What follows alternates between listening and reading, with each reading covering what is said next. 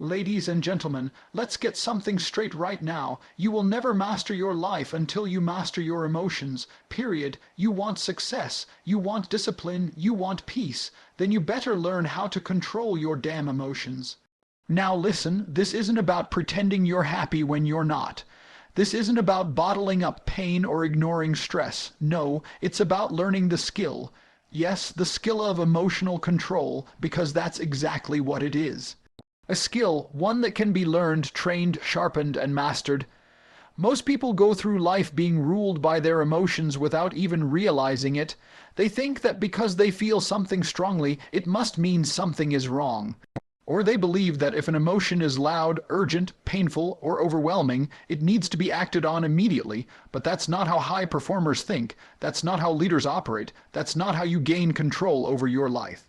Here's the truth. Your emotions are information, not instructions. They're data, not demands. Just because you feel something doesn't mean you have to act on it. Your feelings are real. Yes, they are valid, absolutely. But they are not facts. Think of your emotions like the dashboard on your car. The lights and gauges tell you something about what's going on under the hood. Maybe you're running low on fuel. Maybe there's pressure in the tires. It doesn't mean your car is broken. It doesn't mean it's time to abandon it on the side of the road. It just means pay attention. Use the signal to make a smart decision. When you feel fear, it doesn't always mean stop. It might just mean be cautious or be prepared. When you feel anger, it doesn't mean it's time to explode. It might just be a signal that something violated your boundaries and needs a calm correction. When you feel sad, it's not always a call to isolate. It might be an invitation to heal or to ask for help. Most people never separate the emotion from the action. That's why they stay stuck. That's why they sabotage relationships. That's why they panic when things get hard, quit when things get tough, or lash out when things don't go their way. They confuse emotion with command, but here's the empowering part. You don't have to do that anymore. The minute you realize that emotions are signals, not orders, you reclaim your power. You stop being a puppet pulled by the strings of fear, doubt, insecurity, or frustration, and you start becoming a driver, someone who acknowledges the emotional signals, understands the meaning behind them, and chooses the next move with clarity and confidence. Let me be clear, controlling your emotions doesn't mean suppressing them. This isn't about pretending you're happy when you're struggling. This isn't about shoving everything under the rug and putting on a fake smile. That's not strength, that's denial, and denial leads to disaster. Emotional control means you feel the emotion, and then you decide what to do with it. You observe it. You listen to what it's trying to tell you. But you don't hand it the steering wheel of your life, because your emotions are shaped by your past, your environment, your hormones, your fatigue, your triggers. Sometimes your brain is just trying to protect you from perceived danger, when no real danger even exists. So if you let emotions take control, you're letting your default programming run your life, and your default is designed for survival, not success. Success requires strategy, clarity, discipline, and all of those things demand emotional awareness, not emotional obedience. So what does this look like practically? It looks like this. You feel anxious before a big presentation. Instead of canceling or spiraling, you say, "This is my body preparing me. This is energy. Let me channel it into focus." You feel rejected after a difficult conversation. Instead of blowing up or retreating, you say, "That hurt. Let me sit with that. What's this really about? What can I learn?" You feel overwhelmed by everything on your plate. Instead of quitting or numbing out with distractions, you say, "Okay, let's break this down. What's the first thing I can control right now?" Every single emotion is like a note in a song. It adds texture, depth, color, insight. But if you let one note blast on repeat, fear, anger, jealousy, it drowns out the melody. You have to be the composer, not just the listener, and that's the shift, that's the reframe, that's where the growth lies. You are not your emotions. You are the observer of them. You are the interpreter, the translator, the decision maker. You don't have to fight your feelings. You just have to recognize that they are data points, not final destinations.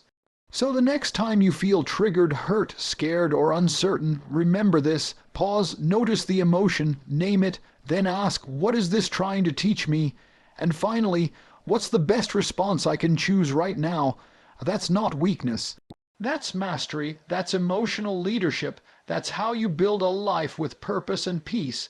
Because when you stop obeying every emotion, you finally start leading yourself, and that's when everything changes. Here's the truth no one tells you. Your life doesn't change in the big moments. It changes in the small pauses. That split second right before you say something you'll regret.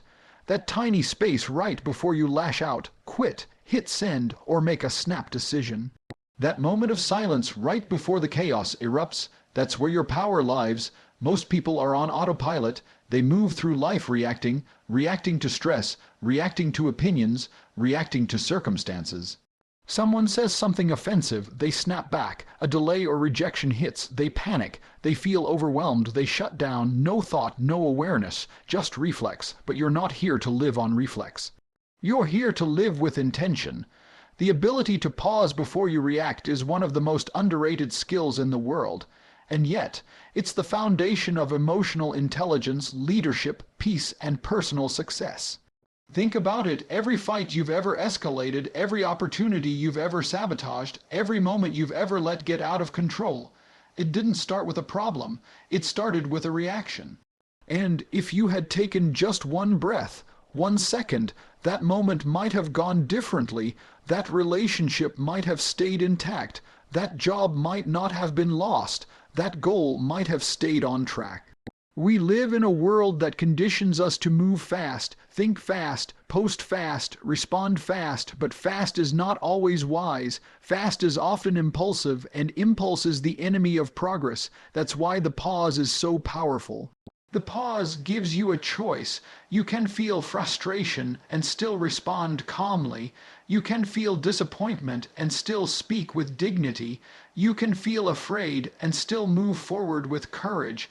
And all of that starts with one tiny moment of awareness. Mel Robbins talks about the 5-second rule, counting backward from 5 to interrupt autopilot and give your brain space to choose. It's not magic, it's science. When you count down 5, 4, 3, 2, 1, you override the default pattern in your brain and activate your prefrontal cortex, the part responsible for decision making and self-control. You disrupt the reaction and create a pause. And in that pause, you reclaim your power. Let me show you what this looks like in real life. Your partner says something that triggers you. You feel the heat rising. Normally, you'd snap, defend, attack. But this time you pause, you breathe, you ask yourself, is this worth it? What outcome do I really want here? That pause, it saves the moment. It protects the relationship. You get an email that upsets you. Your instinct is to fire back immediately, but you pause, you get up, walk away, come back 20 minutes later. Now you're responding with clarity instead of ego. You keep your reputation and your sanity intact. You're hit with unexpected news, a rejection, a failure. You want to spiral, but you pause, you breathe, you remember who you are. You don't let emotion hijack your mission. You recalibrate and move forward. That pause, that moment, that's the real work. That's the space between who you are now and who you're trying to become. And listen, this is not easy, especially when you're tired, hurt, anxious, or emotionally drained. Your brain is wired for quick reactions to perceived threats. That's survival mode, but this isn't about surviving. This is about thriving. Emotional maturity is when you feel the emotion, but you don't let it own you. You can acknowledge it without becoming it. That's what the pause allows you to do. It gives you time to respond with intention instead of reacting with emotion. Let's break this into a simple, teachable habit. Notice the trigger. Something upsets or overwhelms you. Pause, literally stop, breathe, ground yourself, name the emotion. I'm angry, I'm scared, I'm embarrassed. Naming helps regulate. Ask, what's the most powerful response I can choose right now? Act with purpose.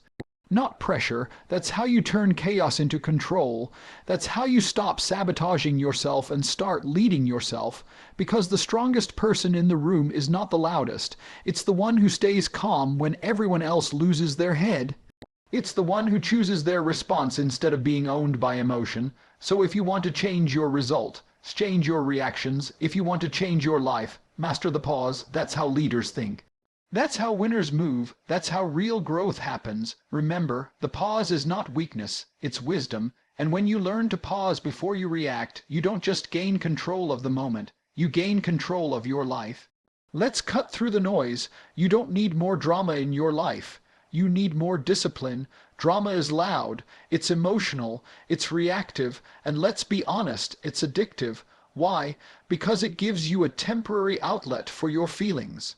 It lets you express frustration, anger, disappointment, or blame without having to do the actual work to change what's not working in your life. But discipline is quiet, steady, relentless. It doesn't get applause, it doesn't trend, but it's the very thing that separates the people who talk about success from the people who actually live it. When your emotions run high, drama is easy, discipline is not. Drama is when you let your feelings speak louder than your goals. Drama is arguing over a text message instead of addressing a real issue. Drama is gossiping, scrolling endlessly, complaining about why things aren't fair instead of getting to work. Drama feels good in the moment, but it costs you everything long term, your peace, your progress, your potential. Discipline, that's when you do what needs to be done even when you don't feel like it. You stay calm in the chaos, you move forward through the doubt, you show up even when no one's watching. That's not just powerful, that's unstoppable. Let me ask you something. When was the last time you let drama take over a situation that could have been solved with clarity and self-control? Think about it. A conversation turned into an argument because of ego. A small challenge became a meltdown because of emotional reactivity. One bad day derailed your whole week because you didn't pause and reset. We've all been there, but if you're serious about leveling up, personally, professionally, mentally, you've got to choose discipline over drama every single time.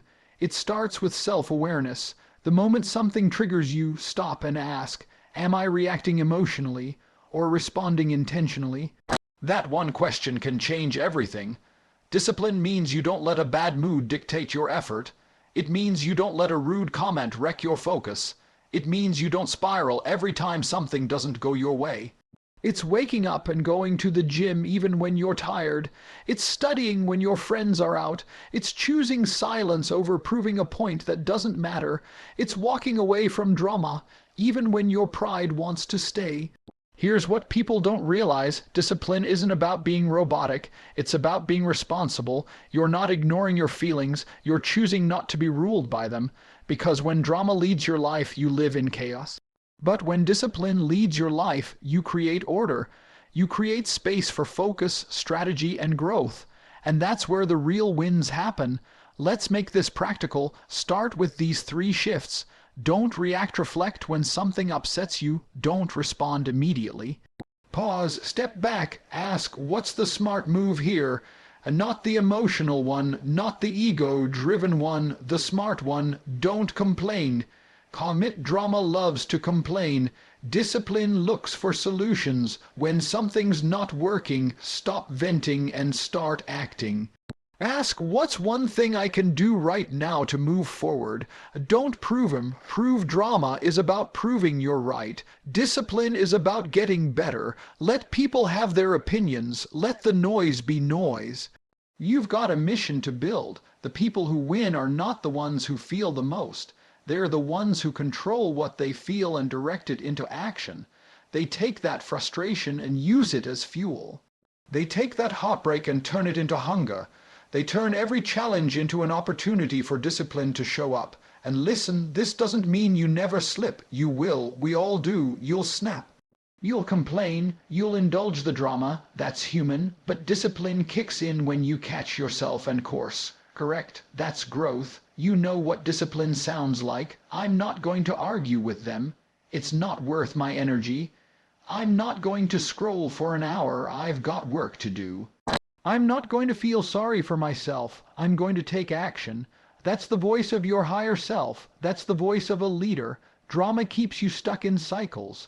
Discipline breaks the cycle and builds the future. So the next time life throws a curvy ball and your emotions start pulling at you to react, remember this. You've got a choice. You can feed the drama or you can feed the discipline. One will drain you, the other will build you, and the choice you make in that moment, that's who you become. Emotional control is not some magic superpower you're either born with or you're not. It's a trainable skill, just like building muscle in the gym. You don't wake up one day with six-pack abs, and you don't wake up one day with perfect self-control either. You earn it, you build it, you train it. The problem is, most people don't even try to train their emotions. They accept whatever reaction shows up as just the way I am. No, that's not who you are. That's who you've practiced being. If you've spent years blowing up, shutting down, overthinking, or spiraling every time life punches you in the face, then of course that's your default. But defaults can be changed, just like weak muscles can be strengthened, so can weak emotional patterns. Let me tell you something radical but true. Your emotions are habits. Read that again. Your emotional responses, how you deal with anger, fear, sadness, anxiety, stress, those aren't fixed traits. They're habits you've repeated over and over until they became automatic. That's the bad news, but the good news, habits can be retrained. You want more peace, more focus, more power in your life. Then start treating your emotional control like a workout routine. Train it, test it, build it, and just like going to the gym, it's going to feel uncomfortable at first. You'll want to quit. Your emotional muscles will feel sore. You'll slip back into old patterns, but the more reps you get in daily, consistent, intentional reps, the stronger you get. So what does training your emotional control actually look like? Let's break it down like a real training plan. 1. Start small. Reps over rage. Don't wait for a huge emotional blow-up to start practicing control. Start with the small things, the slow driver in front of you, the rude comment online, the delayed email reply. Those moments are emotional push-ups. You don't have to flip out. You can breathe. You can choose patience. That's 1 rep of calm, 1 rep of maturity, 1 rep of progress. 2. Track your emotional triggers. You can't improve what you don't measure. So start becoming aware of what sets you off. Is it criticism? Is it rejection? Is it being ignored? Write it down, track it. Your emotions are trying to tell you something, and the more you understand them, the more you can train around them. You wouldn't train your body without knowing which muscles are weak. Don't train your mind without knowing which emotions are running the show. 3. Get comfortable being uncomfortable. One of the hardest parts about emotional training is sitting in discomfort. Let's say you're angry, you want to vent, yell, react. But what if instead you sat with it, breathe through it, don't numb it, don't act on it, just feel it? That's the equivalent of holding a heavy weight until your muscles shake. And just like in fitness, that's where the growth happens. Because the moment you realize you can sit in discomfort and not fall apart, that's the moment you start becoming unshakable. 4. Use tools, not excuses. You're not weak for needing tools. You're wise. Use whatever it takes to help you regulate. Mel Robbins talks about her 5-second rule, counting backwards from 5 to interrupt the autopilot and activate the prefrontal cortex. That's a tool. Journaling is a tool. Meditation is a tool. Taking a walk, saying a mantra, leaving the room, cold showers, deep breathing, those are all tools. The excuse is I can't help how I feel. The tool is I can choose how I respond. And when you use tools repeatedly, just like any exercise, they become muscle memory. 5. Track progress, not perfection. You're going to mess up. You're going to lose your temper. You're going to overreact. That's part of the process. You wouldn't expect to bench 300 pounds on day 1 at the gym, so don't expect to be Zen Master 24/7 either, but pay attention to progress. Last week, maybe you screamed. This week, you walked away. Last month, you shut down for 2 days. This month, you bounce back in an hour. Celebrate those wins. That's strength being built quietly, powerfully, because emotional control isn't about never feeling. It's about feeling everything and still choosing your response. 6. Train daily, because life will test you daily. Life doesn't care if you're tired, stressed, or not in the mood. It will throw curveballs every single day. Traffic, arguments, money issues, rejection, failure. But that's not a problem. That's your gym. Those are your weights, and every single challenge is another rep for your emotional strength. You want resilience, train for it. You want peace, train for it. You want emotional freedom, show up for it every single day, because here's the reality. Discipline isn't about being emotionless. It's about being emotionally intelligent. It's about owning your emotions instead of being owned by them. So treat it like a workout. You'll sweat, you'll struggle, but over time you'll get strong, mentally, emotionally, spiritually, and once that emotional muscle is built, nothing, and I mean nothing, can shake you. You've been lied to. Somewhere along the way you were taught to believe that because you feel something, you are that feeling, that because you're angry, you must be an angry person, because you're anxious, you must be weak, because you're sad, you must be broken. None of that is true. You are not your emotions, you are your response to them. That's the truth. Your emotions are real, yes, but they are temporary. They move, they shift, they rise and fall like waves. You are the ocean beneath them. You are the one who decides what to do next. Your emotions are part of your experience. They are not your identity. Think about it. We feel thousands of emotions in a single week, maybe even in a single day. One moment you're motivated, the next you're exhausted. 1 minute you feel confident, 5 minutes later you're doubting everything. That's human, that's life. But those emotions don't define who you are unless you let them. Let me give you something powerful. Your identity is not found in how you feel. Your identity is revealed in what you do next. You can feel fear and still take action. That makes you courageous. You can feel doubt and still show up. That makes you consistent. You can feel triggered and still choose kindness. That makes you powerful. You don't get remembered for how you felt. You get remembered for how you responded, and that's where your power lies, in that split-second decision. How do I choose to respond right now? Let me show you the contrast. Emotion says, I'm angry, so I'm going to yell. Response says, I'm angry, but I'm going to breathe, calm down, and speak clearly. Emotion says, I'm overwhelmed, so I'm going to quit. Response says, I'm overwhelmed, but I'm going to take one step at a time. Emotion says, I feel unworthy, so I'm going to shrink. Response says, I feel unworthy, but I'm going to show up anyway because I'm not my insecurity. That's not denial. That's discipline. That's emotional maturity. And it doesn't happen by accident. It happens by intention. We can't always control what emotions arise. That part is automatic. It's part of being human. But you can control what you attach to those emotions. You can decide the story you tell yourself about them. For example, feeling jealous doesn't mean you're a bad person. It means something someone else has is revealing a deeper desire or insecurity within you. It's a signal, that's all. You get to decide if you use it to grow or let it poison your mindset. Feeling hurt doesn't mean you're weak. It means you care. But whether that hurt becomes fuel for growth or a grudge you carry, that's your choice. Every emotion is a message, but you're the interpreter. You get to choose whether you use that emotion to build or to break, to grow or to shrink, to attack or to reflect. You know what real strength looks like, not being unshakable, not being numb. Real strength is feeling everything deeply and still choosing the response that aligns with who you want to become, not just how you feel in the moment. Because if you let your emotions define you, you'll live a reactive life, a life where you're constantly pulled by what's happening around you. That's chaos, that's instability, that's giving your power away. But if you define yourself by your response, by your character, by your actions, by your consistency, then you live on purpose. You stop letting circumstances shape you and you start shaping your future. Here's a quick mental reframe you can use. I feel it, but I am not it. That one sentence will help you separate from your emotions and take control. You feel anxious, great, but you are not anxiety.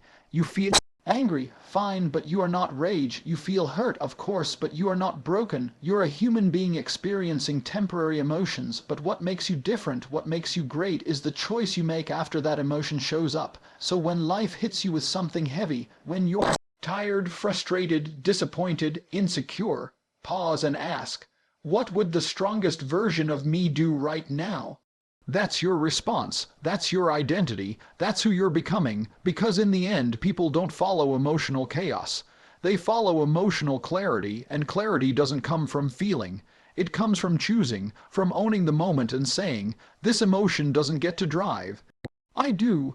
That's your power, that's your leadership, that's your legacy. So feel everything, that's part of growth. But don't let it define you, let it refine you, because the world doesn't need more people who react.